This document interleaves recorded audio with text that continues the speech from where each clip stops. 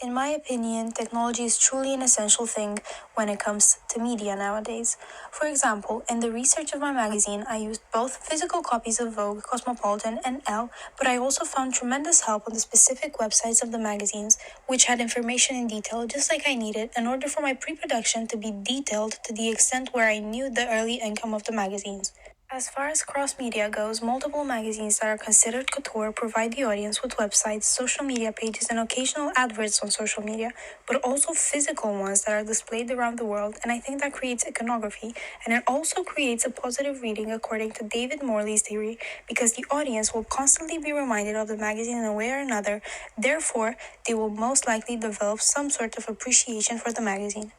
Moreover, technology is a useful tool for production and editing, from the pictures used for the main cover to the articles that are present in the magazine, because of the evolution that underwent in the technological world, which led to multiple apps being used for editing, but also leading to an evolution in the nature of cameras, from film to digital. In the current world we live in, everything is digital, and in all honesty, I would have used a film camera if the process wouldn't be so time-consuming, because personally, I think the pictures of a film camera have a more vintage and cozy look to them, just as the one I was striving for my magazine. Relating my ideas back to the evolution of technology and how apps have evolved, I used a few apps for the editing of my magazine.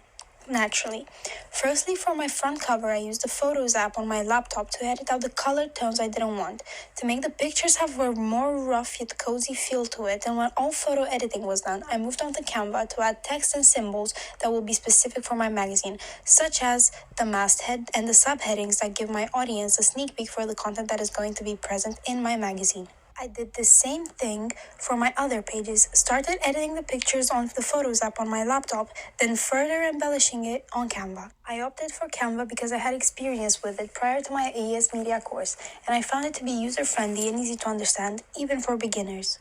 In terms of technology regarding the research I conducted for my magazine, I used my laptop and the Pinterest platform to gather inspiration. For the whole of my project, I used a digital camera that was provided by the school for me and an SD card from SanDisk with 32 gigabytes on it because, in my case, I almost took 500 pictures in 4 hours. The SD card with that big of a capacity was truly useful.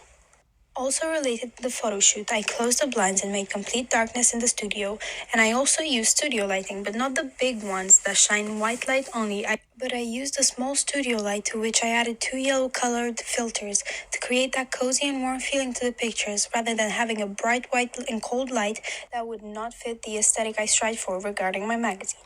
As far as props behind the camera, I used a white screen behind my models to once again create a cozy feeling to the models, but also have their outfits slightly matching with the backdrop, rather than to use a black one to make them contrasted.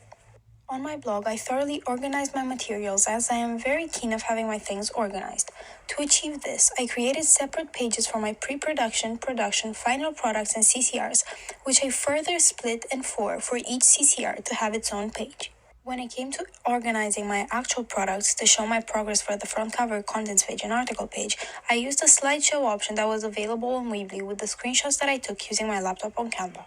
But I also used Google to find answers to my small misunderstandings, but the most help I got throughout the whole process was from my Google Classroom, where my teacher uploaded all of the necessary materials, for example, theories and their breakdown, examples of pages from a magazine, and links to the previous AES blogs for us to gather inspiration.